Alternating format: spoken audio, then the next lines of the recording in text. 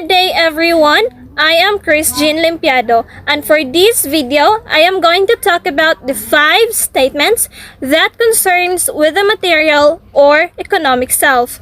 Now for every statement, I will determine whether I agree or disagree and explain to you why. First statement. Material possessions provide clues to one's sense of self and identity. I agree, because from my frame of reference, material possessions provide clues to one's sense of self and identity, because more often than not, we imbue our possessions with meanings as these things symbolize and reflect our personal characteristics and our sense of belongingness. They also signify our ability to generate something, since these material things that we have often serves as a determinant of who and what we are. These things become an extension of one's self and also as a mode of self-expression. Second statement.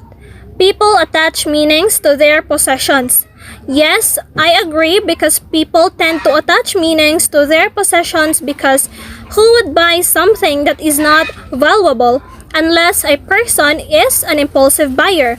People tend to project meanings and strong emotional connections to their possessions because there are things that we also acquire as a gift from our family and friends. These gifts that we receive will then be a representation of love, achievements, and breakthroughs.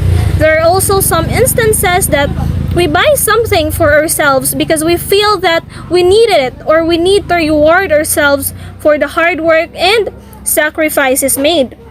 Thus, possessions represent meaningful symbols to people, as this reminds them of who and what they are and who and what they were.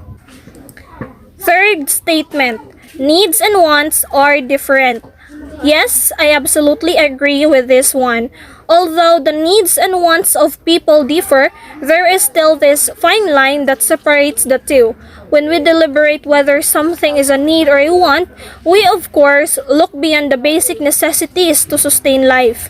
For example, when I bought a cell phone, I had to deliberate of how it would be of my benefit rather than just a mere desire to have something in particular.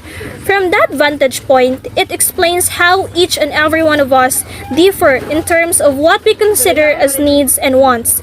As we all know, there are things that are essential and things that are not. Needs are primarily an essential aspect to maintain stability of one's health and safety, and also a significant factor in carrying out our responsibilities in the community, may it be as a student or as an employee. Wants, on the other hand, are things that are deemed non-essential.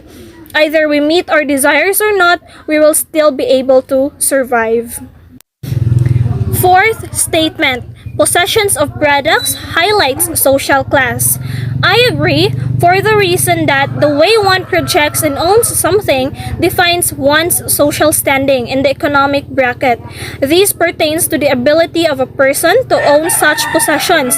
When a person has the ability to buy expensive stuff, then it means that he or she must be a part of a certain social class, as these possessions can be a form of expression or means of social distinction.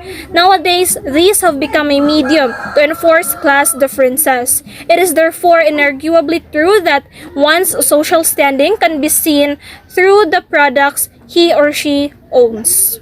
Fifth statement. Material possessions reflect one's values.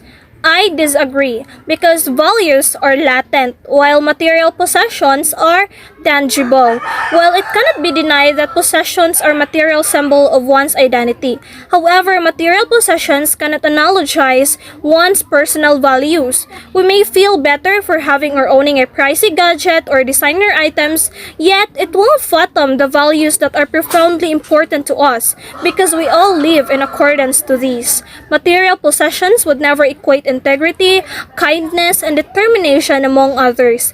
It is very important to note that aiming for a good life comes with how we live by our values and not by the things we own. That would be all for my material or economic self. Thank you for watching.